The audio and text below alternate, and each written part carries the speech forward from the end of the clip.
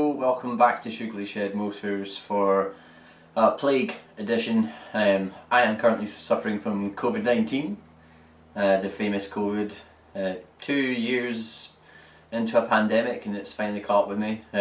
Thankfully, touch wood, I'm not suffering too badly with it. I just feel a bit run down. So yeah, I'm glad to have the shed in times like this, in times of isolation, to come out and keep me occupied and make me feel slightly more normal. Either way, soldiering on, I gave myself a little bit of an easier task today, or at least predictably easier, in thinking up how to mount the headlight and the speedo. I've already gone ahead and modified the top yoke. Basically what I did was cut off the original clock mounts and the original ignition key mount, ignition switch, and cut them off and then smoothed off the top yoke to eradicate any trace of them. And I still have a little bit more finishing to do to them, but hopefully that just cleans up that front a bit. I'm going for a keyless ignition. I'll tell you a little bit more about that soon. But the whole point is the front of the bike is to be as clean as possible. That's my goal here. The headlight I've gone for is the LED projector style. You can see that. And then the speedo is a Daytona one. A little bit more sort of classic round gauge with the needle indicator on it, and digital tachometer. So this combined with that, the only two instruments in the front of the bike, hopefully, if all goes to plan. So that will keep it nice and clean at the front. I want to bring the headlight in as close as possible to the yokes to make it nice and sort of snub-nosed, but still have that classic kind of round headlight front face of the bike. So yeah, that's basically my goal today. So I think the original ignition barrel for the XJR bolted into these two sort of threaded bosses here. So I'm hoping to employ these to mount the headlight and the speedo, to avoid putting anything on the fork tubes, you know, your classic kind of headlight mount. So I want to have the headlight and the speedo floating basically off of these, so the mountain might not be very visible, but it will basically, you know, support both parts in one. So the bracket kind of needs to cover both bases, where it mounts the headlight and the speedometer. The headlight has two sort of threaded holes on either side here, quite small and narrow, which is quite nice, unlike, you know, ones that have the mounts on the outside of the headlight. So hopefully with them I'll be able to bring this quite close into the bike, like right in here. It's upside down. Yeah, you get the idea, right in there, and then the speedo just basically plonked just on top of it. So I need to figure out some sizings and figure out what's the kind of closest I can get away with, and then make up a bracket for them. So where I cut out the ignition barrel, it's got this sort of little semicircle notch. So hopefully where I mount the speedo, I'll be able to bring it in, not flush, but just so it kind of sits in that a little bit. It won't fit the contour perfectly, but that's okay. Just to keep it as close in as possible. Without that notch, it would be sitting out here, so it's nice to just be able to bring it in that extra few mil, and then whatever angle I want. I'm thinking probably quite an acute angle like that. I've done ones like that before, but actually the way you're sat on the bike you can't read it terribly well, so hoping to bring it up a little bit like that, and then the headlight just stuffed underneath it.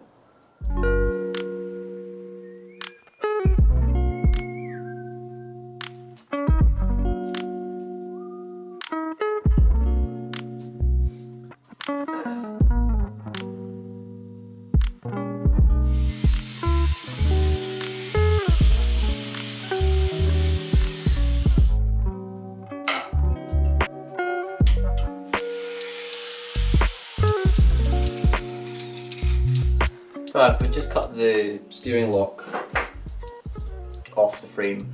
I'm not going to use it. The original ignition barrel obviously is gone, so there's nothing to engage in it. But that's gone. Annoyingly I have kind of gouged the frame a little bit it's not gone through it, it's just a gouge.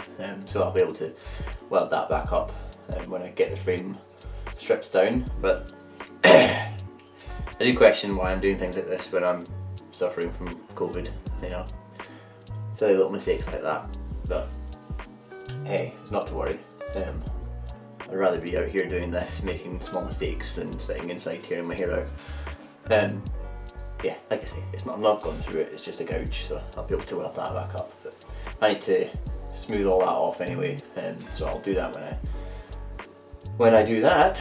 I also have a repair to do to the sort of steering bumpers down here. Again, I don't really know the history of this bike. The steering bumpers, like the steel bit on the frame, is cracked, and someone has like done a snotty weldy repair to it at some point. So I'm going to try and fix that properly and do a better job of that.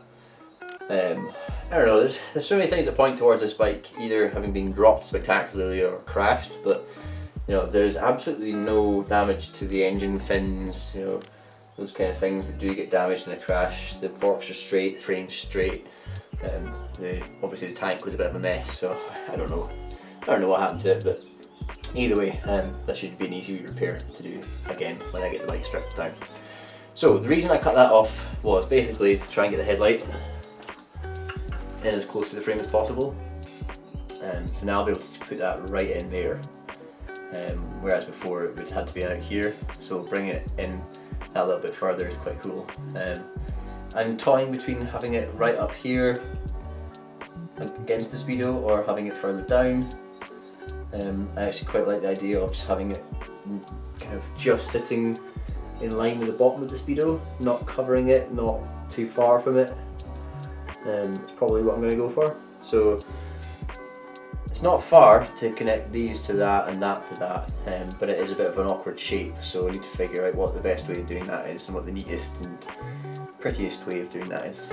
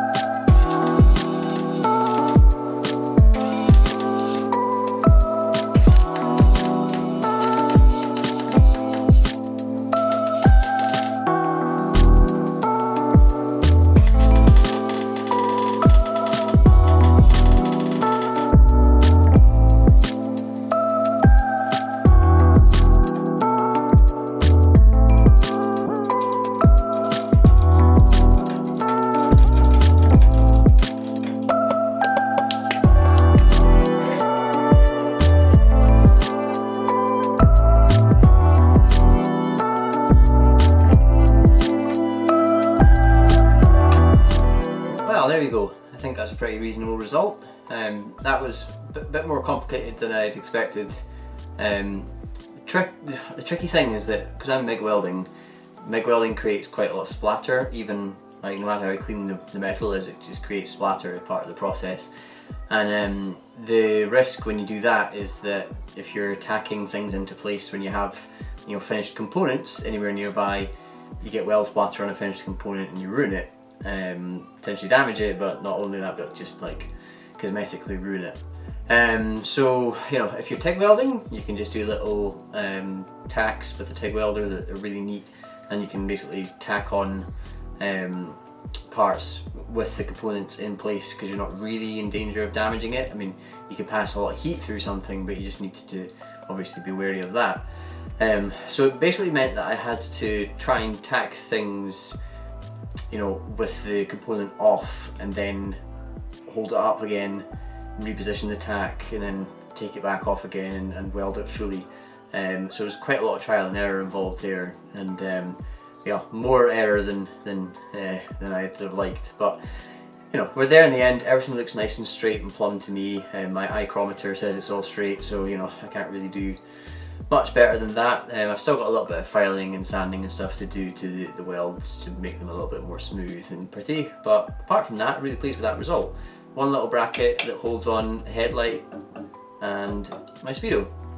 I had to bring the speedo out just a little bit, and it doesn't sit in that crescent quite as nicely as I'd have liked, but basically otherwise when you're sat on the bike, the bars kind of blocked the bottom line of the speedo a wee bit, so I kind of had to take it out just a wee bit.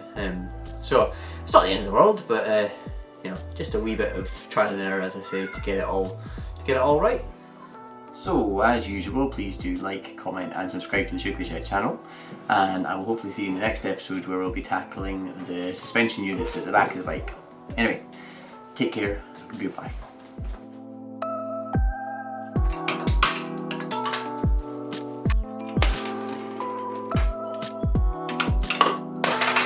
Next time we will be tackling the rear